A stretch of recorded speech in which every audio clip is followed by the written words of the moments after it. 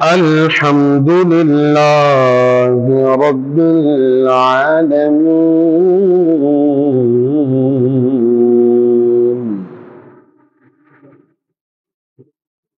والعاقبة للمتقين والصلاة والسلام على أشرف الأنبياء والمرسلين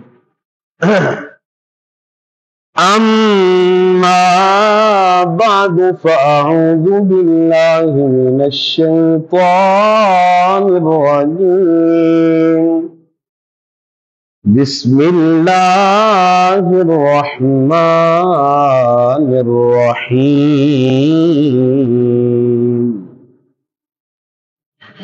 والذين إذا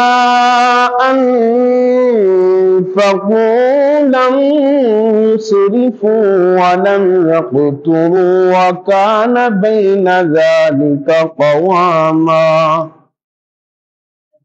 آمنت بالله صدق الله العظيم وبلغنا رسوله النبي الكريم الأمين إن الله وملائكته يصلون على النبي يا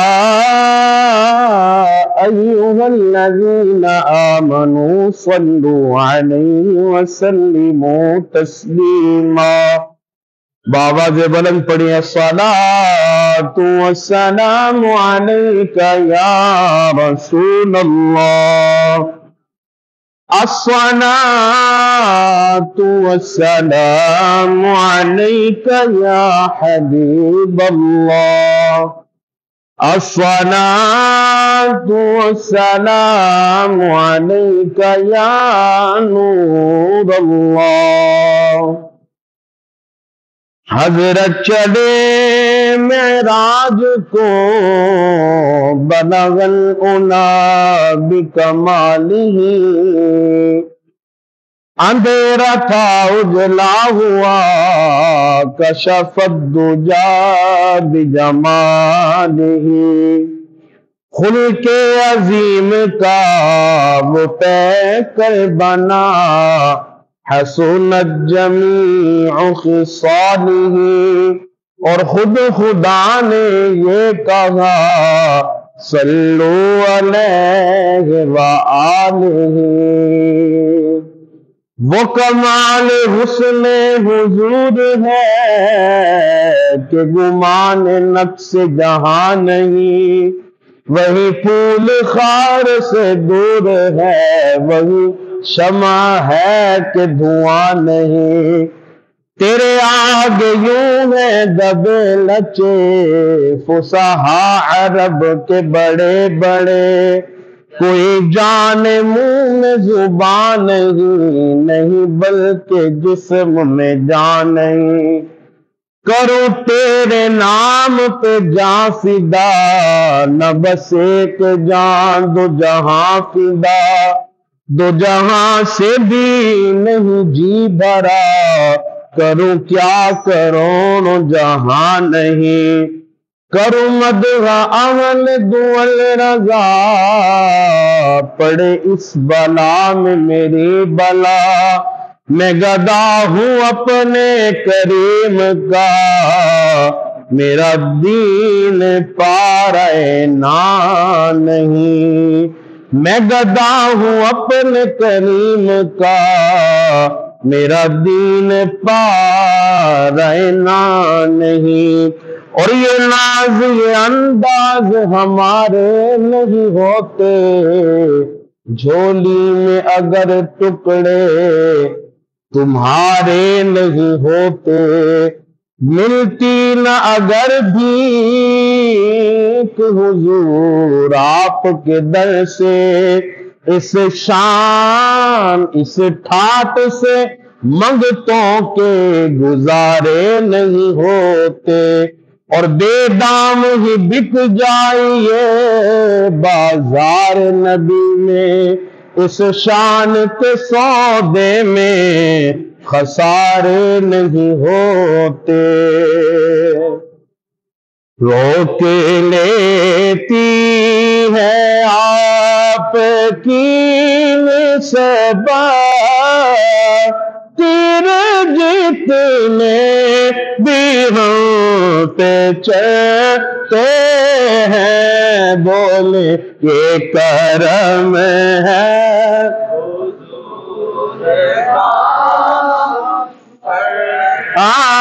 یہ کرم ہے حضور کا ہم پہ آنے والے عذاب تن وہی برتے ہیں جھولیاں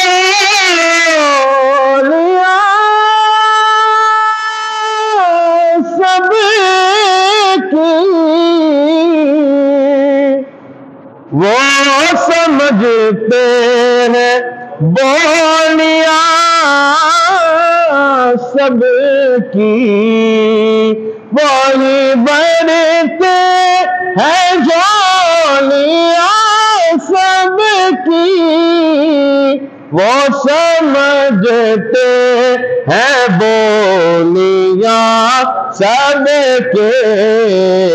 آؤ بازار مصطفیٰ کو چلے آؤ بازار مصطفیٰ کو چلے کھوٹے سیکھے وہیں پہ چلتے ہیں. روک لیتی ہے آپ کی نسبت تیر جتنے بھی ہم پہ چلتے ہیں.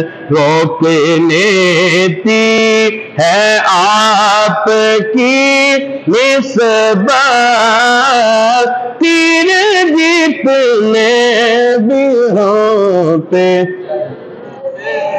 اب ہمیں کیا کوئی گرائے گا ہر سہارا گلے لگائے گا.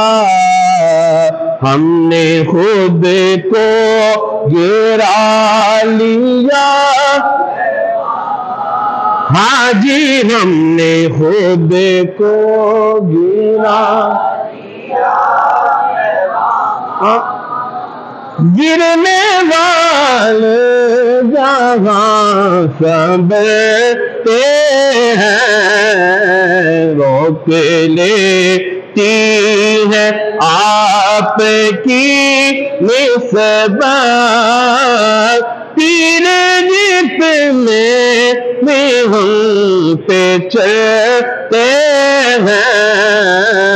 روک لیتی ہے آپ کی نسبت تیر جتنے بھی ہم پہ چلتے ہیں.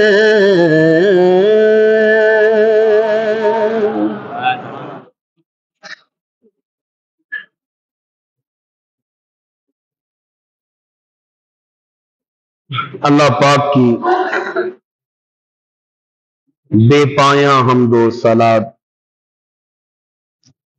فخر موجودات امام الانبیاء سرور دو جہاں امام الانبیاء محمد مصطفیٰ احمد مجتبی صلی اللہ علیہ وآلہ وسلم کی پاک بارگاہ میں بے حد درود و سلام کے بعد نہایت لائق صد اعزاز و تکریم نمازی بھائیو السلام علیکم ورحمۃ اللہ وبرکاتہ.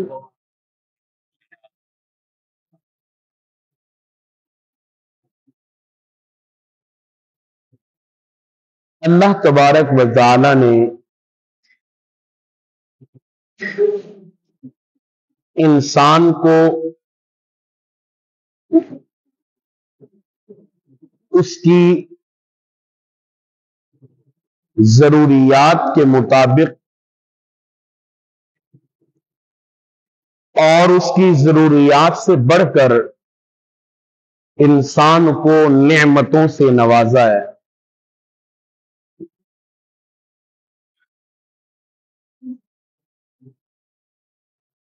अल्लाह करीम ने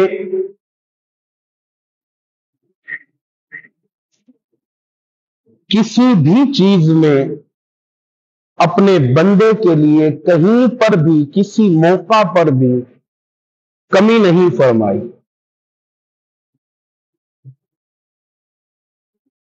बढ़ा चढ़ाकर अल्लाह ने अपने बंदे को नवाजा है। ये जो पूरी कायनात का निजाम आप देख रहे हैं, ये बड़ा आसान दिखता है, वगरना किसी भी चीज को रूटीन पर और टाइम के मुताबिक, वक्त के मुताबिक चलाना, इसके लिए बहुत बड़ा निजाम चाहिए।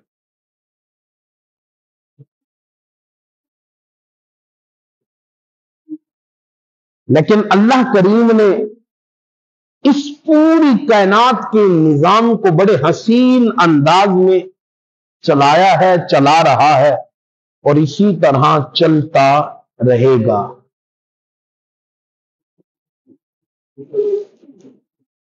आप देखते हैं कि आपके वालिद साहब का जमाना है, फिर आपके दादा का जमाना है, फिर परदादा का जमाना है, फिर पता नहीं कौन से जड़ दादा, फुलां दादा। हमारे अल्फाज खत्म हो जाते हैं मगर जमाना खत्म नहीं हो रहा। यानी जब से ये कायनात बनी है, आप पढ़ रहे हैं, सुन रहे हैं, फिर आपने अपने बचपन में ये मुशाहदा किया, फिर आपने अपनी जवानी में ये मुशाहदा किया, फिर आपने जो है वो अब इस उम्र में है कि आपके बाल सफेद भी हो गए, किसी के काले हैं तो सफेदी की तरफ जा रहे हैं, किसी के सफेद हो चुके हैं। बहरहाल हम ये अपनी आंखों से मुशाहदा कर रहे हैं कि रोजाना बिना नागा सूरज अपने टाइम पे आ रहा है और अपने टाइम पे चांद अपने मुकर्रर वक्त और मुकर्रर तारीख में आ रहा है। जितना उसको हुक्म है कि इतना जाहिर होना है, वो उतना जाहिर हो रहा है। वो अपने मुकर्रर वक्त और मुकर्रर दिनों में आ रहा है और फिर अपने वक्त पे जा रहा है।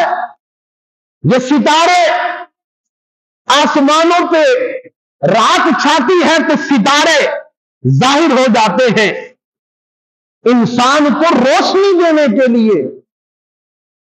ये अपने मुकर्रर वक्त पे कायम रहते हैं।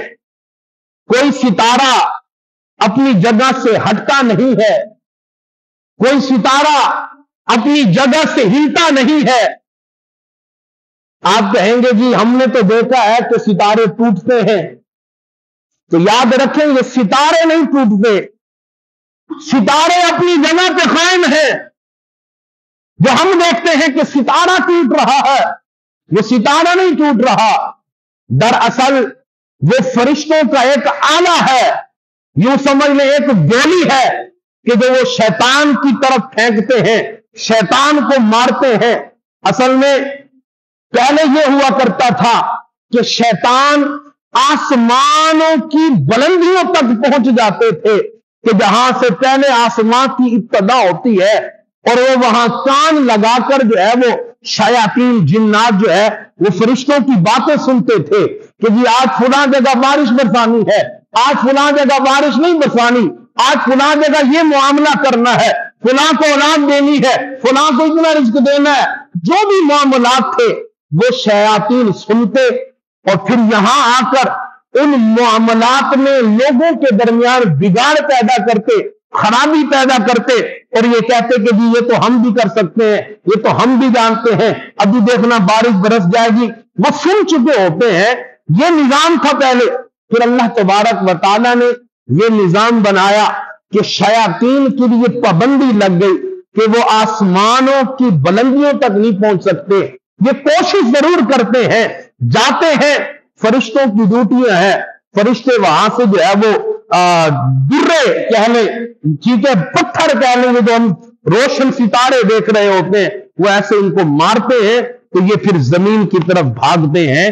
یہ وہ گولیاں اور درے ہیں کہ جو ستارے ہم ٹوٹتے دیکھتے ہیں، وگرنہ ستارے جہاں ان کو رب نے قائم کیا ہے، جہاں ان کو رب نے کھڑا کیا ہے، وہ اپنی جگہ پر قائم ہے، ہلتے نہیں ہے، اپنے مقررہ وقت پہ آ بھی رہے ہیں، جا بھی رہے ہیں۔ اور آپ نے یہ بھی دیکھا ہے کہ سورج وہ سورج ہے کہ چاہے تو زمین پہ آگ لگا دے، چاہے تو زمین پہ آگ لگا دے، چاند وہ چاند ہے، چاہے تو زمین پہ زمین ساری برف سے جو ہے وہ جم جائے، لیکن سورج کو حکم ربی ہے کہ فلاں علاقے میں اتنی تپش دینی ہے، فلاں وقت میں اتنی تپش دینی ہے۔ چاند کا حکم ہے کہ فلاں علاقے میں اتنی ٹھنڈ اور اتنی روشنی دینی ہے۔ میاں کہنے کا مطلب یہ ہے خدا کی بنائی ہوئی ہر چیز اپنے اپنے مقررہ وقت پر چل رہی ہے اور اپنے اپنے احاطے میں چل رہی ہے۔ یہ خدا کا ایک پورا نظام ہے جو اس نے صرف اور صرف اپنے بندے کے لیے بنایا ہے۔ کس کے لیے بنایا ہے؟ اپنے بندے کے لیے بس۔ سورج خدا کی کوئی ضرورت نہیں ہے، سورج چاند رب کی کوئی ضرورت نہیں ہے، یہ ستارے رب کی کوئی ضرورت نہیں ہے، یہ پانی، یہ ہوا، یہ موسم کا تبدیل ہونا، کچھ ماہ گرمی کچھ ماہ سردی ہے جی، یہ چشموں کا بہنا، یہ لباس، یہ غذائیں، زمین کا اناج اگانا، یہ میرے رب کی ضرورت، میرے رب کی ضرورت۔ رب ان ہر چیز سے پاک ہے، ساری کائنات میرے رب کی محتاج ہے، مگر رب کسی کا محتاج نہیں ہے۔ تو یہ پوری کائنات کا نظام ہمارے لیے ہے، یہ انسان کے لیے ہے۔ اس لیے اللہ فرماتا ہے نا وَإِن تَعُدُّوا نِعْمَتَ اللَّهِ لَا تُحْصُوهَا، تم رب کی نعمتوں کو اگر شمار کرو، اگر بیٹھ گئے کیلکولیٹر لے لے، کاپی اور پینسل لے لے کہ جی آج میں رب کی نعمتیں شمار کروں گا، میں آج رب کی نعمتیں گنوں گا کہ جی میں نے فلاں کھانا کھایا، یہ نعمت، فلاں نعمت، فلاں نعمت، کتنی نعمتیں شمار کر پائیں گے آپ؟ یہ رب کا چیلنج ہے وَإِن تَعُدُّوا نِعْمَتَ اللَّهِ لَا تُحْصُوهَا، اگر نعمتیں شمار بھی کرنا چاہو گے تو شمار نہیں کر سکتے، اور اگر انکار بھی کرنا چاہو گے نعمتوں کا تو فَبِأَيِّ آلَاءِ رَبِّكُمَا تُكَذِّبَانِ، تو پھر کس کس نعمتوں کا انکار کرو گے؟ اپنے رب کی کس کس نعمت کو جھٹلاؤ گے؟ یہ ہم عبادت کر رہے ہیں، یہ بھی خدا کی نعمت ہے۔ یہ انسان جب اللہ کی بارگاہ میں جھک نہیں سکتا نا، آپ دیکھتے ہیں ایسے سینکڑوں لوگ ہیں، مسجد کے پاس گھر ہے، مسجد کے ساتھ کاروبار ہے، مسجد میں رہن سہن ہے، لیکن نماز کی توفیق نہیں ہے۔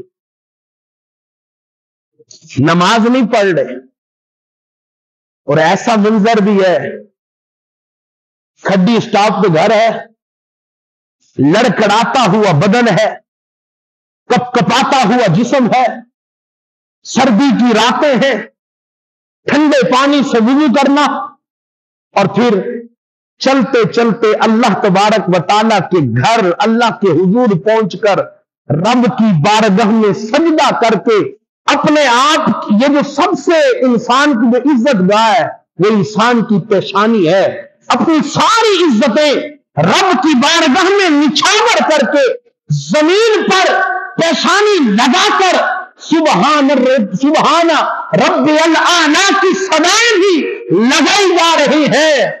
یہ رب کی نعمت نہیں تو کیا ہے؟ یہ جو آپ دیکھتے ہیں گھر پاس ہے، گھر پاس ہے مسجد کے، مسجد میں رہن سہن ہے، وقت بھی ہے، موقع بھی ہے، طاقت بھی ہے، ہمت بھی ہے، فراغت بھی ہے، صحت بھی ہے، لیکن رب کی بارگاہ میں جھکنا نصیب نہیں ہوتا، رب کی بارگاہ میں سجدے نصیب نہیں ہوتے، رب کی بارگاہ کا قیام نصیب نہیں ہوتا، رب کی بارگاہ کا رکوع نصیب نہیں ہوتا، اور اهدنا الصراط المستقیم صراط الذین انعمت علیہم غیر المغضوب علیہم ولا الضالین جیسی دعائیں میسر نہیں آتی۔ سمجھ لیں ایسا نہیں ہے کہ رب توفیق نہیں دے رہا، ایسا نہیں ہے کہ رب موقع نہیں دے رہا، ایسا نہیں ہے کہ جی رب جو ہے وہ چاہتا نہیں ہے کہ میرا بندہ میرے پاس آئے، لیکن بات یہ ہے ہوتا کیا ہے، کوئی ایسی خطا ہو گئی، کوئی ایسا گناہ کر بیٹھے، کوئی ایسی لغزش کر بیٹھے، ہاں جی، کسی کا دل دکھا بیٹھے، کسی کو تکلیف دے بیٹھے، کسی کو جو ہے وہ کسی پر ظلم کر بیٹھے، اب وہ ظلم ہے کہ ہمیں اللہ کے گھر آنے نہیں دیتا، اب وہ گناہ ہے کہ ہمیں اللہ کے گھر آنے نہیں دیتا، اب وہ رب کی ناراضگی ہے کہ جو ہمیں جھکنا نصیب نہیں ہو رہا، سجدے نصیب نہیں ہو رہے، وگرنہ اللہ تبارک و تعالی کا کرم تو سب پہ برس رہا ہے، اللہ کا کرم تو ہاں جو مان رہا ہے اس پہ بھی برسائے جا رہا ہے،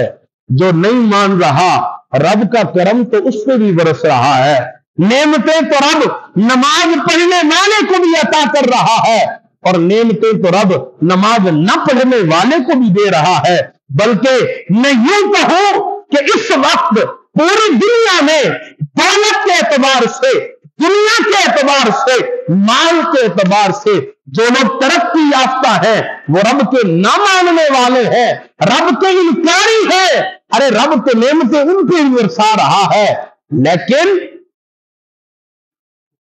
اللہ تبارک و تعالیٰ کا ہم پہ بھی احسان ہے، ہم پہ بھی احسان ہے کہ اس نے کوئی نعمت ہم پہ بھی نہیں چھالی رکھی۔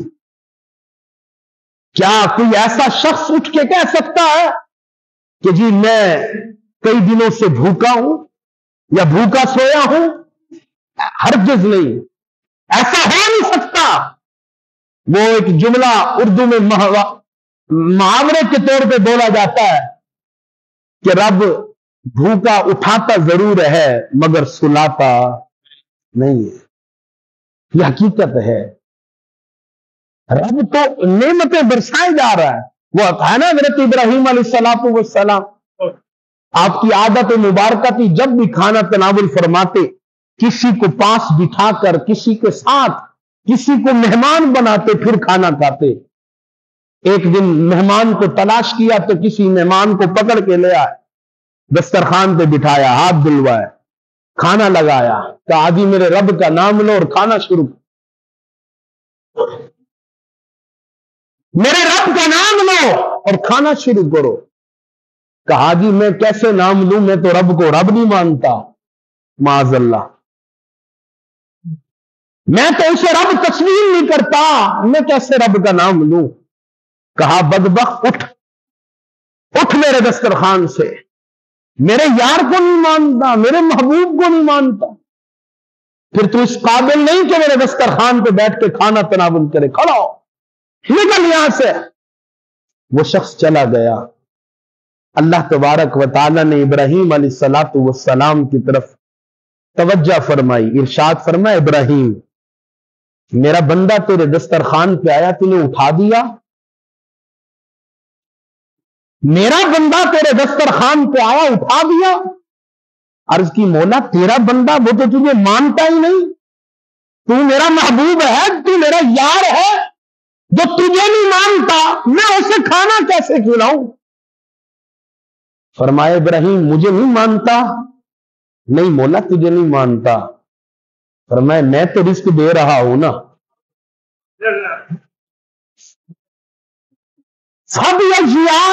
ربکما تکذبان, کس کس نعمت کو جھٹلائیں گے جی. میں نے کہا نا ہم عبادت کر رہے ہیں, یہ بھی رب کی نعمت ہے. کل قیامت کے دن اللہ کے حضور ایک شخص پیش ہوگا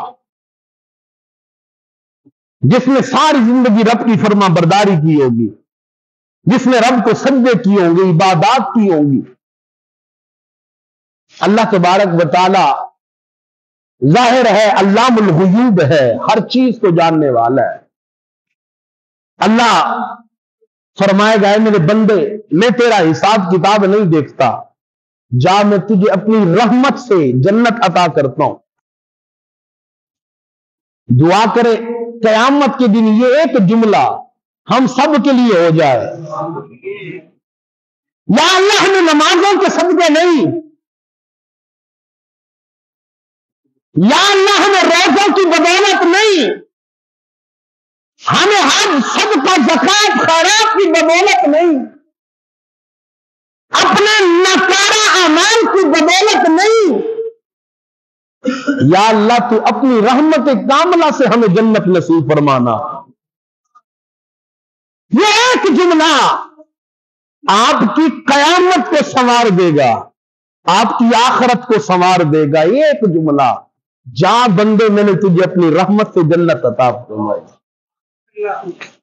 یہ کسی کسی کو نصیب ہو گیا.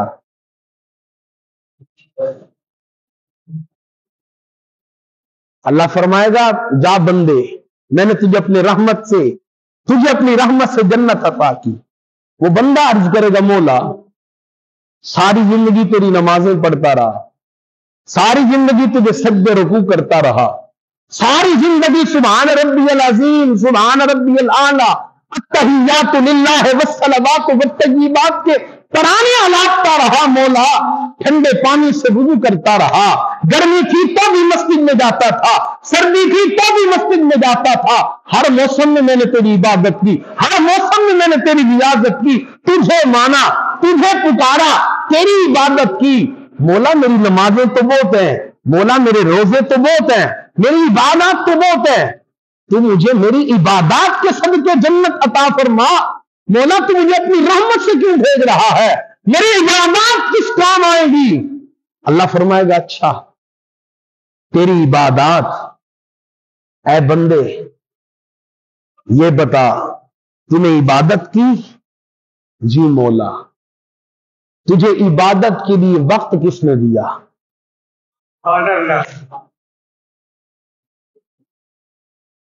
تجھے عبادت کے لیے توفیق کس نے دی؟ تجھے عبادت کرنے کے لیے یہ جسم کس نے دیا؟ تجھے عبادت کرنے کے لیے استعمال وضو کرنے کے لیے پانی کس نے دیا؟ یہ تو میں چھوٹی چھوٹی باتیں ذکر کر رہا ہوں نا. اللہ ایسے حساب کرے گا, اور جب اس بندے کا حساب شروع ہوگا نا تو اس کی ساری نیکیاں رب کی نعمتوں کے سامنے نیچے چلتی جائیں گی, اور جب دیکھے گا کہ اب خسارہ ہی ہے, اب وہ رو کر عرض کرے گا مولا تو کریم ہے, کرم کر, مجھے میری نیکیوں عبادات کے صدقے نہیں بلکہ اپنی رحمت سے جنت عطا فرما. یارو کسی فخر میں نہ رہیے گا, 5 وقت کی ٹکریں مار کے ہم بولے کہ ہم تو رب پہ بڑا احسان کر رہے ہیں. نہ یہ اسی کا احسان ہے کہ جو جھکنے تو دے رہا ہے, یہ اسی کا احسان ہے جو آنے کو دے رہا ہے. یہ منہ اس قابل تو ہے کہ جس کو وہ اپنی بارگاہ میں برداشت تو کر رہا ہے، وگرنہ گناہوں کا ہمارا حال، گناہوں کی ہماری کیفیت، اعمال ہمارے جیسے ہیں، ایمان سے بتائیں ہم اس بارگاہ کے قابل ہیں؟ نہیں۔ جب بھی اذان ہوتی نا، جب بھی اذان ہوتی، جنت کے مالک، جنت کی ٹکٹیں بانٹنے والے جسے اشارہ کریں گے وہ جنت جائے گا۔ مسجد کے سامنے ڈٹ جانے والے، دنیا میں پہلی مرتبہ میرے آقا کو دیکھنے والے، سب سے پہلی غذا میرے نبی کا لعاب حاصل کرنے والے، جنہیں میرے نبی نے علم کا دروازہ کہا ہو، جو جنتی نوجوانوں کے سرداروں کے بابا ہو، ارے جن کی بیوی کی یہ شان ہو کہ جب حضرت سیدہ کائنات سیدہ فاطمہ الزہرا کی سواری آئے گی، صوفیاء فرماتے ہیں منادی ندا کرے گا، اے شہیدوں، اے انبیاء کی جماعت، اے صدیقین کی جماعت، اے صالحین کی جماعت، اے اولیاء کرام کی جماعت، بڑی بڑی شانوں والے لوگ، ساری کائنات کو یہ اعلان ہوگا، سارے محشر میں یہ اعلان ہوگا، اپنی گردنیں جھکا لو، اپنی نظریں جھکا لو، اس لیے کہ محمد الرسول اللہ کی بیٹی فاطمہ کی سواری آ رہی ہے۔ اس شان والی خاتون کے شوہر حضرت سیدنا علی المرتضی شیر خدا، جن کی اپنی شان نرالی ہے، ان کی کیفیت یہ ہے کہ جب بھی اذان ہوتی حضرت علی المرتضی کا جسم کانپنا شروع ہو جاتا، آپ تھر تھرا جاتے، لوگ پوچھتے حضرت تھر تھرا جاتے ہیں، اذان سنتے ہیں کانپنا شروع ہو جاتے ہیں، آپ فرماتے ہیں دیکھ نہیں رہے کس بڑی بارگاہ سے بلاوا آ رہا ہے؟ ارے میاں ہمیں تو قدر نہیں، ہمیں تو اندازہ نہیں، ہمیں تو اہمیت کا پتہ ہی نہیں، ہمیں تو خبر ہی نہیں۔ بس جس کیفیت میں بیٹھے تھے، جیسا لباس تھا، اٹھے وضو کیا اور مسجد میں دھڑ دھڑاتے دوڑتے ہوئے بھاگے، کہیں رکعت نہ نکل جائے۔ مسجد کے وضو خانے پہ بیٹھے، امام صاحب فاتحہ ختم کی، خوف لاحق ہو گیا کہ بس یہ رکعت جا رہی ہے، جیسے کہ نماز جا رہی ہو، بھاگنا شروع کر دیا، کوئی خوف ہی نہیں، اہمیت ہی نہیں، قدر ہی نہیں، وگرنہ جس بارگاہ میں جا رہے ہیں حق تو یہ بنتا تھا کہ رینگ رینگ کے جائیں، کہ کہیں کوئی بے ادبی نہ ہو، کہیں کوئی بے، یہ ولیوں کو ہم جو ولی مانتے ہیں، یہ جو رب فرماتا ہے کہ میں ان کی زبانیں بن جاتا ہوں، یہ جو رب ان کو شانیں دے رہا ہے، انہوں نے شانیں حاصل بھی کی ہیں، محنتیں کی ہیں۔ حضرت ابراہیم بن ادہم رضی اللہ رحمت اللہ تعالی علیہ، ولی اللہ، وقت کے ولی، بادشاہ تھے، اللہ نے ولایت کا موقع عطا فرمایا، محنت کی۔ آج میں اور آپ، ہمیں یہ بھی اللہ کا کرم ہے، اگر پتہ لگ جائے کہ جی عمرے پہ جانا ہے تو ہم اپنی تیاریاں شروع کر دیتے ہیں خوشی میں، یہ تیاری، وہ تیاری، یہ صابن، وہ صابن، یہ کریم، فلانی کریم، بھی واپس آئیں گے تو چہرے پہ نور تو ہونا چاہیے، پتہ چلے کہ عمرہ کر کے آیا ہے بندہ۔ اور میاں پتہ چل جاتا ہے کہ یہ سجدوں کا نور نہیں ہے، یہ پیارا نبی کا نور ہے، یہ پیشانی بتا دیتی ہے کہ یہ آرٹیفیشل نور ہے۔ ہم طرح طرح کی تیاریوں میں مصروف ہو جاتے ہیں اور پھر یہاں سے چلتے ہیں تو جگہ جگہ ویڈیوز فیس بک پہ ڈال رہے ہیں، حاجی صاحب حج کرنے جا رہے ہیں۔ یہ تو پھر دور رہا، یہ تو پھر دور رہا، یہ تو پاکستان ہے، پھر جہاز ہے، پھر جدہ ہے، چلے پھر ہم مکہ پہنچے، ہوٹل ہے، ہم موبائل چلا رہے ہیں۔ افسوس تو اس سے بھی بڑا یہاں ہے کہ ادھر کعبۃ اللہ ہے جس کے دیدار کو تڑپتی ہے دنیا، جس کی تجلی سے گھبراتے تھے اولیاء جس کی تجلی سے کعبۃ اللہ کی جھلک سے تڑپتے تھے، وہ پیچھے ہے جس کی خاطر ہم روتے رہے مولا کعبے کا دیدار کرا دے، وہ ہمارے پیچھے ہے۔ اس کا دیدار کرنے کی بجائے ہم نے موبائل اٹھایا ہوا ہے۔ یہاں تو ہم قرآن کو پیٹ نہیں کرتے، وہاں کعبے کو پیٹ کیے ہوئے ہیں۔ یہ ہماری کیفیت ہے۔ حضرت ابراہیم بن ادم حج کرنے جا رہے ہیں، پہلی مرتبہ کیا کرنے جا رہے ہیں؟ کیا کرنے جا رہے ہیں؟ حج۔ اہتمام دیکھیے، گھر سے چلے،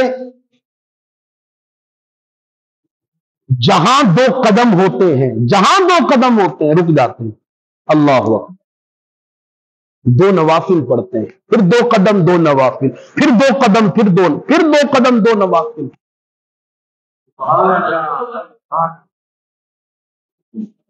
یہ اہتمام۔ پوچھا گیا ابراہیم بن آدم یہ کیا کرتے ہو؟ کہ دیکھ نہیں رہے کس بڑی بارگاہ میں جا رہا ہوں،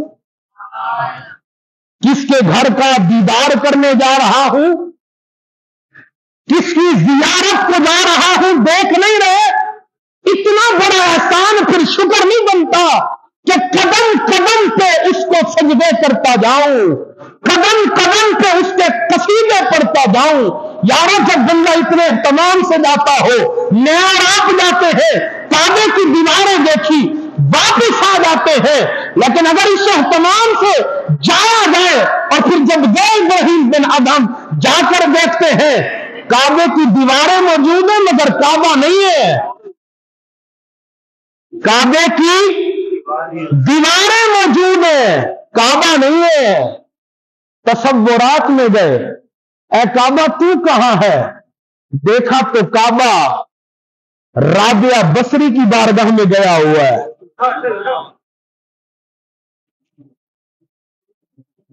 یہ اہتمام،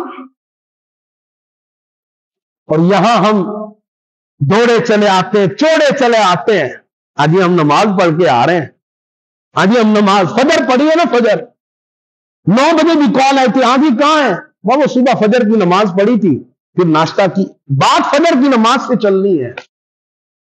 اتنے چوڑے ہو کے ہم بتا رہے ہیں پتہ نہیں ہم نے کون سا تیر مارا۔ یہ اس کا احسان ہے کہ وہ آنے تو دے رہا ہے۔ بھائی جہاں اللہ تبارک و تعالیٰ کی اتنی نعمتیں ہیں، وہیں اللہ تبارک و تعالیٰ کی سب سے بڑی نعمت یہ ہمارے لیے وقت ہے۔ کیا ہے؟ وقت، ٹائم، فراغت۔ یہ ہمارے لیے یہ بھی اللہ کی نعمت ہے، اور جس نے ہمیں اتنی نعمتوں سے نوازا، اتنی نعمتوں سے تو ہمیں چاہیے کہ ہم وقت صرف اسی کے لیے گزارے ہیں۔ ذرا بولیے، وقت کس کے لیے گزارے؟ صرف رب کے لیے۔ وقت کو ضائع نہ کریں۔ اب دیکھیں، حضرت اویس کرنی کا نام آپ نے سنا ہے، تقریباً پچھلے جمعے میں نے ہلکی سی جھلک دکھائی تھی۔ حضرت اویس کرنی ماں کی خدمت کرتے رہے، سرکار کی بارگاہ تک نہیں پہنچ سکے۔ ایک بار ماں سے اجازت لی تھی، موقع ملا تھا، ماں سرکار سے مل رہا ہوں، ماں نے اجازت دی تھی پر تھوڑا وقت تھا، دل میں آس لیے کہ سرکار کے جلوے دیکھاؤں گا. یہاں پہنچتے ہیں سرکار کے دیار, سرکار کے در دولت پہ دستک دیتے ہیں. آواز آتی ہے کون؟ سرکار گھر ہے؟ جواب ملتا ہے سرکار تو ہے ہی نہیں, سرکار کہیں تشریف لے کر گئے ہوئے ہیں. کب تشریف لائیں گے کوئی خبر نہیں. دل مزید مچلا. جس یار کی خاطر ماں چھوڑ آیا تھا وہ یار بھی نہیں ہے, اس کا دیدار میسر نہیں ہوا. طلب پہ واپس چلے گئے. جاتے ہوئے کہا کہ اگر سرکار آئیں پوچھیں کون آیا تھا تو کہہ دیجئے گا کرن سے ان کا غلام آیا تھا. سرکار دو عالم صلی اللہ علیہ وسلم تشریف لائے. گھر تشریف نہیں لے گئے, اپنے دروازے پہ رک گئے. فرمایا عائشہ جی یا رسول اللہ کون آیا تھا؟ یا رسول اللہ کرن سے ایک غلام آیا تھا. سرکار نے ٹھنڈی گہری سانس لی, گہری سانس. سرکار صحابہ کے مجمع میں تشریف لے گئے. سرکار کی آنکھوں میں آنسو ہیں, سرکار گہری ٹھنڈی سانسیں لے رہے. صحابہ نے عرض کی یا رسول اللہ یہ کیفیت کیا ہے, کیا ہوا؟ کہا کہ کرن کا ایک غلام ہے جو میری یاد میں تڑپتا ہے. وہ وہاں تڑپتا ہے, ہم یہاں تڑپتے ہیں. آقا کرن کوئی دور تو نہیں ہے, سلمان فارس سے آ گیا, بلال حج سے آ گیا, تو وہ بھی آ سکتا ہے. فرمایا آ سکتا ہے, دور نہیں ہے, مگر نابینا اور بری ماں ہے جس کی خدمت اسے آنے نہیں دیتی. آیا تھا مگر ملاقات نہیں ہوئی. روایتوں میں آتا ہے سرکار نے حضرت علی اور حضرت عمر کو اپنا جبہ دیا, جبہ, اور فرمایا اے عمر اے علی جانا اویس سے مل کے آنا, اور یہ میری طرف سے میرے اویس کو یہ جبہ دے آنا, اور میری امت کی بخشش کی دعا بھی کرا آنا. یہاں ایک نقطہ ہے, وہ یہ ہے جا عمر رہے ہیں, جا علی المرتضی رہے ہیں, جو صحابی ہیں. وہ صحابی نہیں ہے, یہ صحابی ہیں. صحابی کا بڑا مقام ہے, جنہوں نے سرکار کا قرب پایا. سرکار ان سے کہہ رہے ہیں جانا اور میری امت کی بخشش کی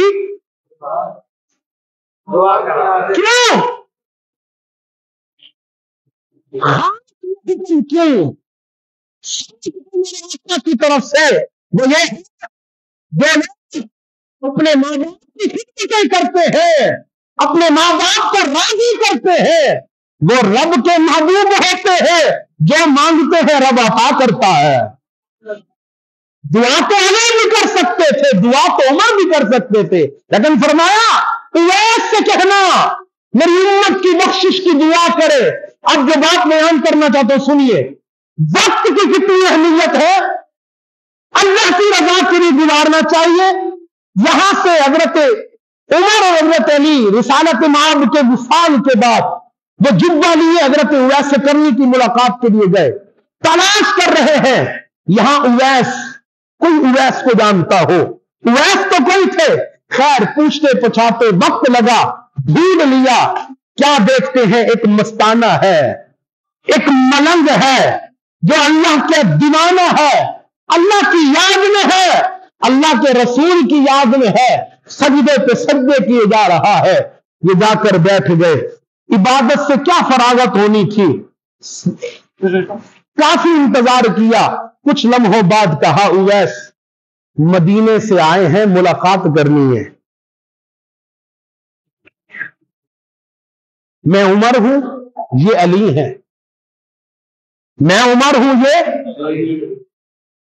کہیں سرکار کا یہ جبہ آپ کے لیے تحفہ ہے.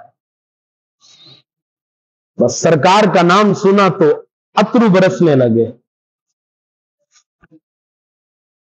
تڑپنے لگے. اویس کہا اتنا عشق تھا تو پھر آئے کیوں نہیں؟ کہا اچھا میں تو آیا نہیں, میں تو آیا نہیں. بات عشق کی چل پڑی, وقت ختم ہو چکا. میں تو آیا نہیں. اے عمر اے علی تم بتاؤ تم نے سرکار کو دیکھا؟ ہاں دیکھا. کہا اچھا بتاؤ سرکار کی بھویں کیسی تھی؟ سرکار کے بھویں کیسی تھی؟ جڑی ہوئی تھی یا الگ الگ تھی؟ کہا یہ تو ہم نے نہیں دیکھا. سرکار ہے سرکار، ٹکری باندھ کر سرکار کو دیکھنا کسی کی جسارت نہیں تھی. کہا یہ تو ہم نے نہیں دیکھا. کہا پھر آؤ ہم سے سنو. کہتے ہو نا ہم نہیں آئے، ہم سے سنو. دور سے دیکھیں تو جڑی ہوئی لگتی تھی، پاس آئے تو کھلی ہوئی لگتی تھی. مطلب یہ تھا ویس بتانا یہ چاہتے تھے.